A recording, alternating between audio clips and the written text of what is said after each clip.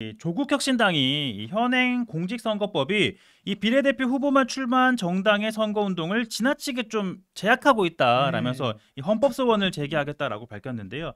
어떤 조항이냐고 하면 공직선거법 79조입니다. 이 네. 79조인데요.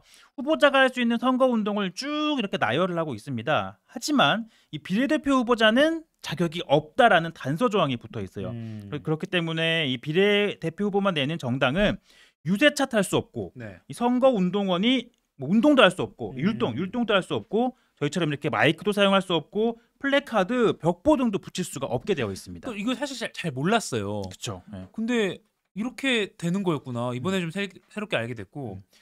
그래서 조국 대표가 이제 언론에 비춰진 모습도 보면 전국 돌면서 이게 육성으로 말하고 이렇게 손 마이크 손 이렇게. 마이크 해가지고 네. 그리고 기자들의 질문에 답변하는 형식으로 이렇게 유세를 하고 있잖아요. 맞습니다. 뭐 유세를 하고 있는 것처럼 보이지만 사실상은 이게 뭐 선거 유세라기보다는 기자회견처럼 진행이 되거나 뭐 이렇게 그렇게 진행이 되고 있는데 네. 사실 이 조항에 대해서는 과거 헌법재판소가 이 위헌 판단을 했습니다.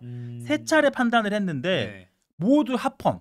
아하. 합헌 판단이 내려졌습니다. 그러니까 문제가 없다 이렇게 하는 게 그렇죠. 네. 이 가장 최근에 내려진 게 2016년인데요. 이 9명의 헌법재판관 가운데 5명이 위헌 판단을 내렸습니다. 예. 가반이 위헌인데 왜 위헌 판단이 아니냐라고 하시겠지만 이 위헌 결정인 경우에는 9명 중 6명이 이제 찬성을 해야지 이제 위헌이 되는 거거든요.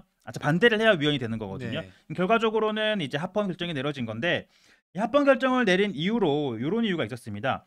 비례정당의 연설 기회를 허용할 경우에 선거운동이 과열될 수 있다라는 건데, 그러니까 비례 후보는 많이 후보들을 낼 수 있잖아요. 예. 그러니까 이 후보들이 뭐 특정 지역에 가서 뭐 발언을 뭐 수시로 한다거나 뭐 단상에 올라서 뭐 계속 배로 발언을 하면 너무 이게 선거운동이 과열되는 거 아니냐 이런 좀 해석이 있었던 거죠.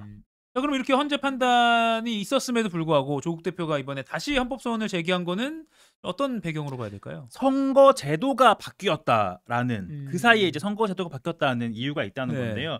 21대 총선부터 이 준연동형 선거제가 도입이 됐잖아요. 예. 그렇기 때문에 이제 비례대표만 내는 후보, 그러니까 정당이 등장하게 된 건데 예. 조국 대표 이 비례 전용 정당도 자유로운 선거 운동이 마땅한데 지금은 그러한 이 변화를 반영하지 않은 상태가 유지되고 있다라면서 다시 한 번 더 헌재 판단을 좀 물어보겠다라고 한 겁니다. 그러니까요. 비례대표 후보만 내는 정당이 새롭게 등장하면서 아까 말씀하신 그 공직선거법 79조, 그러니까 비례대표만 낸 정당은 이렇게 선거운동 못한다. 이걸 많은 국민들이 이제야 알게 된 거거든요. 그쵸. 이런 게 있었구나.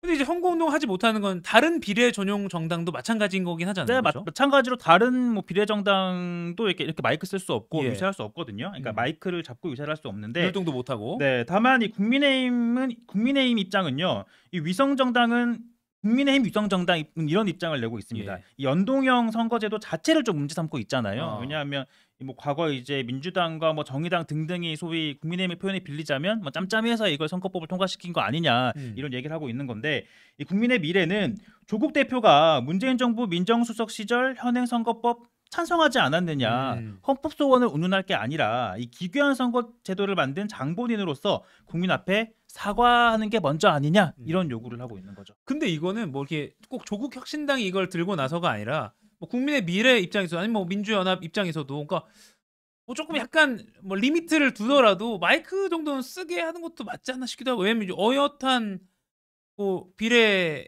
용지의 정당이 쫙 네. 나열되는데 그들의 어떤 특히나 군소정당 같은 경우에 목소리를 좀 낼 필요도 있지 않나? 사실 이게 다양성을 위해서. 지금 선거법 자체가 조금 애매한 측면이 있긴 해요. 음. 방금 말했지만 조국 대표 다니면서 여러 얘기들 하잖아요. 예. 이게 기자회견 양식을 빌린 선거 의제를 사실상 하고 있는 건데 이게 좀 경계가 애매모호하잖아요. 그러니까 저희가 이제 공지를 해요. 저희가 기자회견을 하겠습니다. 그러면 이제 뭐 거기 있는 취재진이 질문을 하면 답변을 하기도 하고 뭐 기자가 아닌 다른 뭐 지지자들이 질문을 하면 또 답변하는 형식으로 진행되고 있기 때문에 이게 사실상 뭐 대중 연설과 뭐가 다르냐 이런 뭐 해석이 나오고 있기 때문에 한 번쯤은 좀 바뀐 시대상을 반영을 해서 좀 다시 한 번 더 뭐 헌재 판단을 받아보는 것도 뭐 의미는 있겠다라는 생각이 들긴 합니다. 네, 여기까지